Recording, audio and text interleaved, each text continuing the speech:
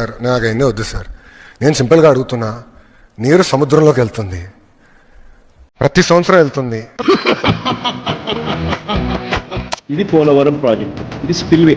ఈ స్పిల్వే అనేది పూర్తి అవుతేనే మీకు అటువైపున ఆ డ్యామ్ను కట్టినప్పుడు నీళ్లు నిలుస్తాయి.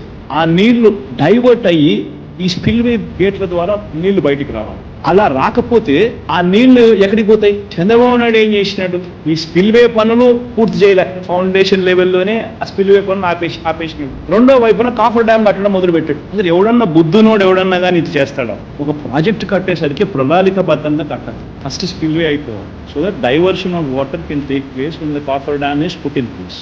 స్పిల్వే పనులు పూర్తి కాకముందు కాఫర్ డ్యామ్ పనులు మొదలు పెడుతూ 2400 మీటర్ల విస్తీర్ణం ఉన్న గోదావరి నది కేవలం ఈ చిన్న చిన్న గ్యాపుల నుంచి నీళ్లు ప్రవహించాల్సి వచ్చింది. ఎందుకంటే మిగతా చోట కాఫర్ డ్యామ్ అడ్డం ఉంది, స్పిల్వే కప్పన్న కాల ఆ 2 గ్యాపుల నుంచి నది పోవాల్సి వచ్చింది. ఆ గ్యాపుల్లో మాత్రమే నది పోయేసరికి ఏమైంది? వెలాసిటీ పెరుగుతుంది. వెలాసిటీ పెరిగితే ఏమవుతుంది? స్కౌరింగ్ జరుగుతుంది. స్కౌరింగ్ జరిగితే ఏమైంది? కింద 22 మీటర్ల నుంచి 33 మీటర్ల డైఫ్రమ్ వాల్ ఫౌండేషన్ మొత్తం ఎగిరిపోయింది. పైగా చంద్రబాబు నాయుడు చేసి తప్పేంది?